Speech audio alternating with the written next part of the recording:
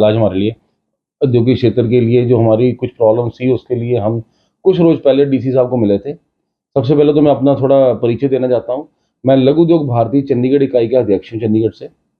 और बड़े लंबे समय से हमारी जो जो भी इंडस्ट्री के रिलेटेड प्रॉब्लम्स आती हैं उसको लेके हम प्रशासन से हम लगे रहते हैं, कोई ना कुछ मुद्दा लेके हम प्रशासनिक अधिकारियों को मिलते रहते हैं। अभी 2 दिन पहले हम जो डिप्टी कमिश्नर हमारे यादव जी हैं, बहुत ही हेल्पफुल इंसान हैं, उनको हम मिल के आए हैं कि हमारी एक इंडस्ट्री में कुछ प्रॉब्लम लंबे समय से नहीं कह सकते, एक प्रॉब्लम्स हमारी हैं जो ऑटोमोबाइल इंडस्ट्री के साथ जुड़ी हुई हैं।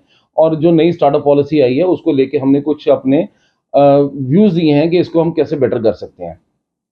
पहले तो मैं गवर्नर साहब और डीसी साहब का बहुत-बहुत आभार प्रकट करता हूँ कि इन्होंने जो इन्होंने स्मार्ट स्टार्टअप पॉलिसी लॉन्च की है, वो बहुत ही अच्छी पॉलिसी है। उससे युवाओं को बहुत अच्छा मौका मिलेगा बढ़ने का और इससे व्यापार भी बढ़ेगा और इसमें यहाँ पे एम्प्लॉयमेंट भी जो जनरेट होगी। अब इसमें जो बदलाव की ज़रूरत है, हमने एक इनको सुझाव दिया है कि इस समय इंडस्ट्री का एक स्टडी किया जाए कि इंडस्ट्री में हम किस-किस तरह की इंडस्ट्री लगाई जा सकती है।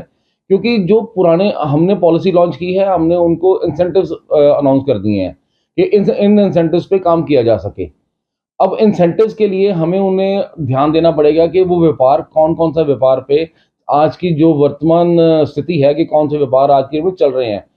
एमएसएमई एक्ट अब चेंज हो चुका हुआ है, उसमें सर्विसेज ऐड हो गई हैं।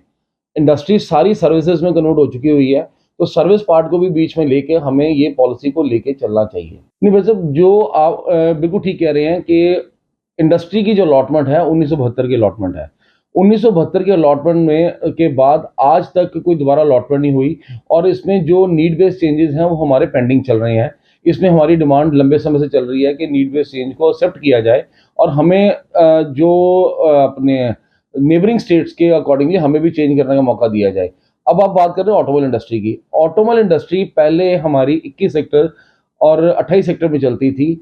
वहाँ पर आरडब्ल्यूज़ की ऑब्जेक्शन करने के बाद कई केस भी हुए, बड़ा कुछ हुआ। उसके बाद एडमिनिस्ट्रेशन ने इंडस्ट्री एरिया में कुछ प्लॉट्स अलॉट किए जिसके अंदर उन्होंने ऑटोमोबाइल का काम स्टार्ट किया।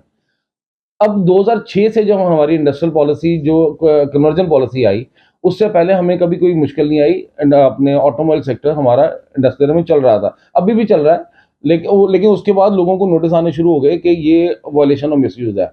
अब ऑटोमोबाइल सेक्टर में बिक नहीं सकता, गाड़ियाँ सर्विस सेक्टर में हो नहीं सकती। हमारी यही अपील है कि इंडस्ट्री में भी इसको ऑटोमोबाइल सेक्टर को इंडस्ट्री की मान्यता देनी चाहिए और ऑटोमोबाइल का काम इंडस्ट्री में शुरू होना चाहिए।